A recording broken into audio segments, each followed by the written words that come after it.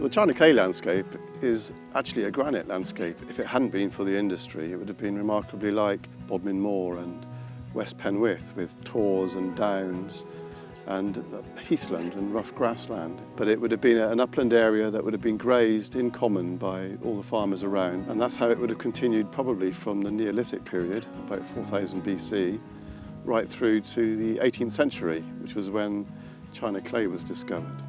And that's when the landscape began its great transformation. I'm Pete Herring, and I'm a landscape historian, but I use archaeology as my main source, and I'm particularly interested in the landscape of the China clay country. Today we're going to be walking around a small area in the China clay landscape, which is full of change, both spatial and temporal. So we'll be seeing things changing as we walk, but we'll be seeing change that has happened in the past as well and is still ongoing. And we'll be looking at the future as well as the past, so we'll be thinking about nature in particular in a landscape which seems about as unnatural as you can get. It's still full of nature, and we'll be thinking about other communities as well as the natural ones. We'll be thinking about people, of course. We're archaeologists today, and we'll be looking at archaeological sites and the way that they were created and why they were created. And we'll be thinking about the people who manage those and care for them and for whom they represent their past.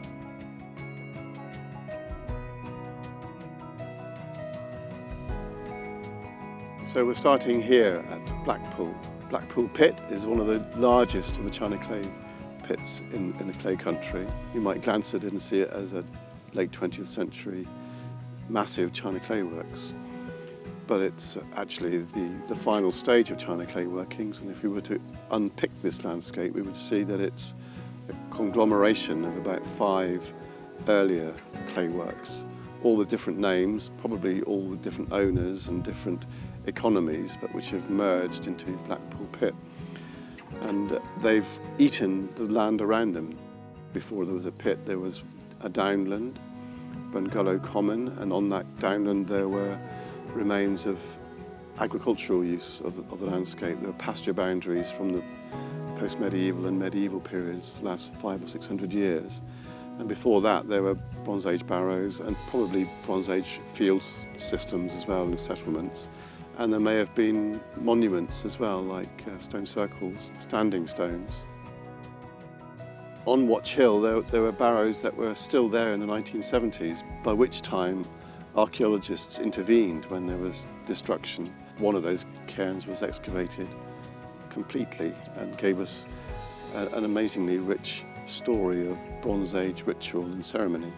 In the same area there were standing stones, and in particular the Long Stone, one of the highest points, which is now preserved in a bungalow estate in Roach, but was standing on the wildest downs. And that was a replacement for a timber post that the excavators established was there before.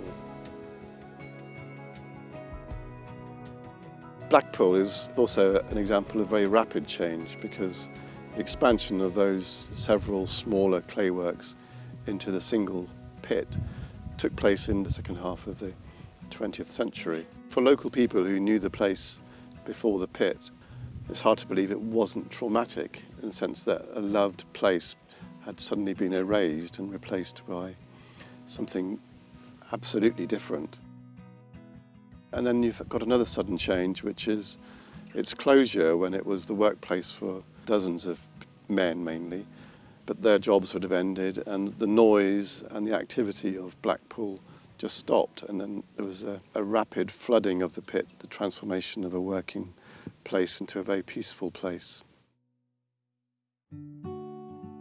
There's a general feeling that the China clay area is a disturbed and damaged and ugly part of Cornwall, which is famous internationally for its beauty. But you could consider the China clay country again as a sublime landscape and a different kind of beauty.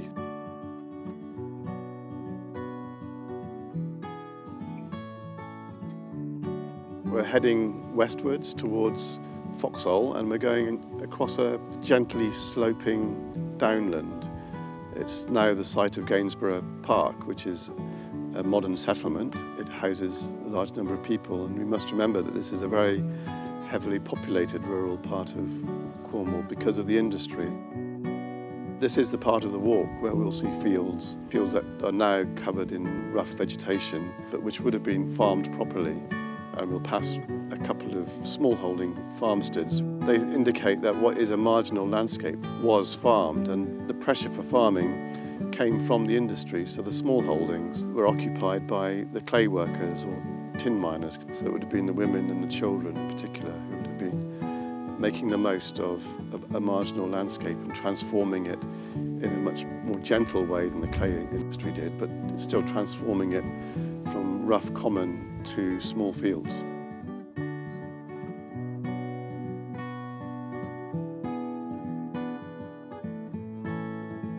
As we walk from Gainsborough to Foxhole, we can stop and look around because it's one of the best places for seeing the wider landscape. And we can see the China clay industry and we can see the China clay settlement, so we can see the modern changes. But if we were to look at this landscape differently, we could perhaps see the green rather than the white and the grey, and see the diversity in that green all the way from ancient woodlands in the steep valleys to very recent woodlands.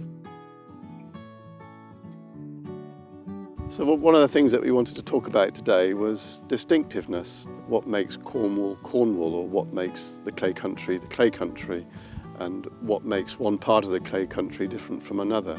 We've identified two approaches to distinctiveness in Cornwall. One is identifying those elements of Cornwall or qualities of Cornwall that are peculiar to it. Many of the structures and earthworks and forms that you get with China clay working itself can be regarded as distinctively Cornish. And you have other things that are peculiarly Cornish that are actually named from Cornwall, like the Cornish unit, which is a late 20th century prefabricated house made from China clay waste. We'll pass those in a short while at Foxhole.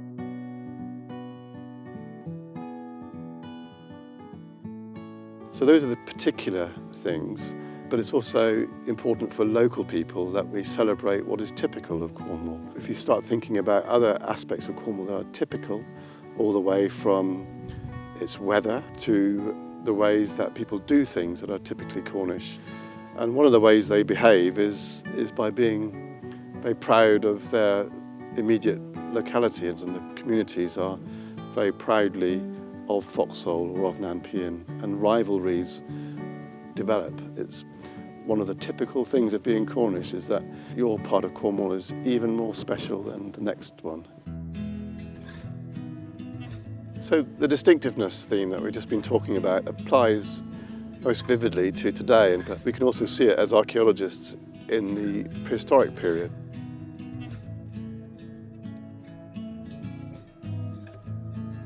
We're going to go up St Stephen's Beacon, sometimes called Foxhole Beacon, and on top of that we'll encounter the remains of two monuments. One is a cairn, but more significantly perhaps, there's an early enclosure which might be as early as the Neolithic period. And even the cairn, which is on the very top of the hill, a cairn being a stone barrow, a barrow being a mound thrown up over a late Neolithic or early Bronze Age ritual monument from about 4,000 years ago. The Cornish cairns, when they're excavated, are peculiarly Cornish again. They're much more complicated than those found elsewhere in Britain. They're not simply for burial. You find the remains of a whole range of rituals, most of which we cannot understand.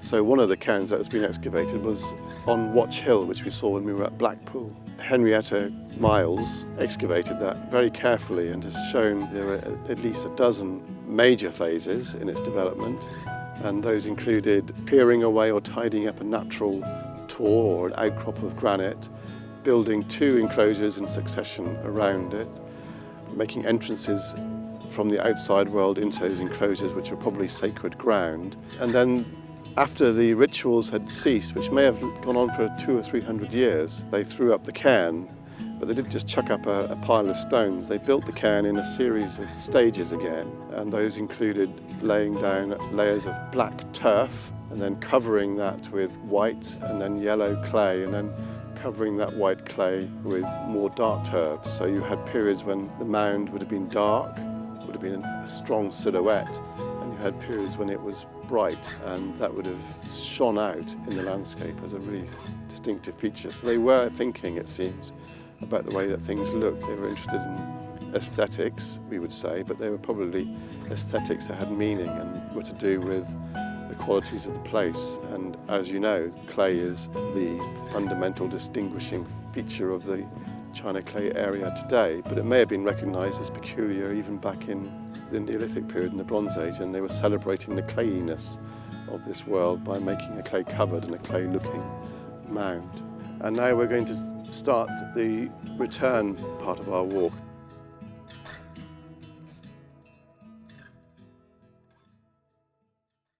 When we get to the lower ground, we'll encounter another ancient site, probably Iron Age or Roman, but it's a round or a circular enclosure. It would have contained 4 or 5 or 6 households. It would have been a small hamlet.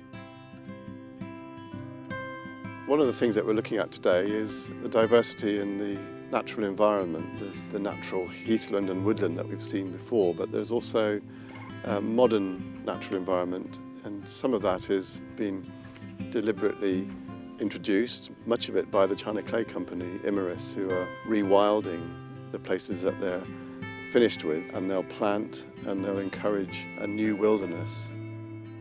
As well as the deliberate rewilding by Imerys, there's the rewilding that nature is doing itself, and we've got a whole range of habitat, and into those have come species and communities which are creating a wonderful diversity.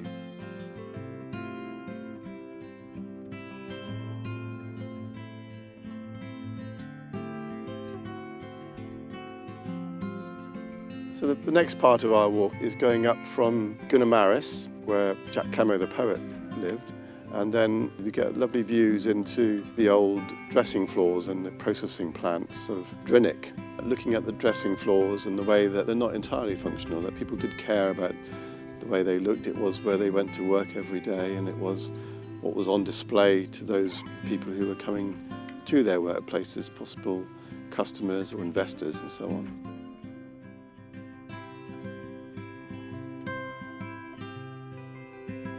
Now we're coming to one of those hubs in the landscape of the working community, and it's the weighbridge. And here China clay products were weighed. First of all, the wagon in the 19th century, and then in the 20th century the lorry. This was an opportunity for stories and gossip and news to be exchanged.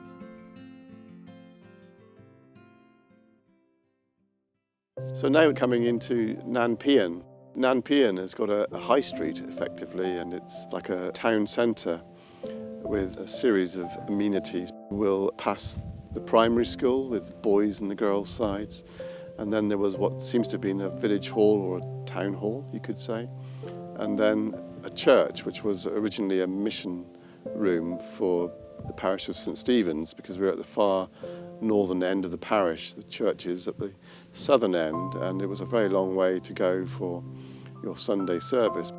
This was established in the later 19th century. It was designed by the great Cornish architect Sylvanus Travail, and it's a simple but beautifully finished building, and all of these buildings are really fine late Victorian, early 20th century municipal buildings. And at the centre of them all is the War Memorial, which was put up in the years immediately after the First World War. You can see 4 slate panels below it with hundreds of names. About 10% of the men of the age that would have served from the parish would have died in the First World War, an astonishing number. And it's interesting, perhaps, when you think about memorialisation, to think back to earlier in the day when we talked about the way that people in the Bronze Age or the late Neolithic were creating memorials for themselves and their communities. So the Cornish cross on this war memorial was commemorating the people of Cornwall in particular. They were using a Cornish symbol, and the same may have been the case in the Neolithic and Bronze Age with the use of the clay, that this is a monument which was in part a memorial, which reflected the importance of clay for this landscape and for this community. So the community was reinforced by sport and other pleasures as well. It's well known for its football teams and its cricket teams, but it's also important for the ways that the whole community got involved in pleasure. And much of that was outdoors, much of it was on the streets, so you had enormous crowds and lots of music, lots of silver and brass bands in the clay country as well, and these are all things that people contributed to. The sense of community in the clay country is really strong.